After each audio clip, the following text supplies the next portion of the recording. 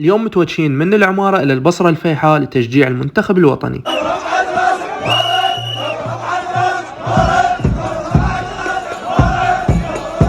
راقوا ماي ريح. هذا مقطع، هذا فيديو واحلى مقطع.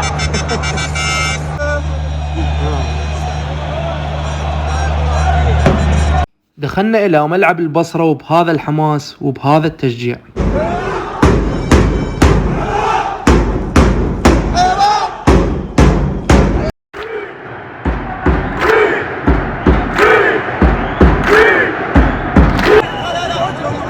واحلى شي صار من تسمع النشيد الوطني وانت داخل بلدك وملعبك.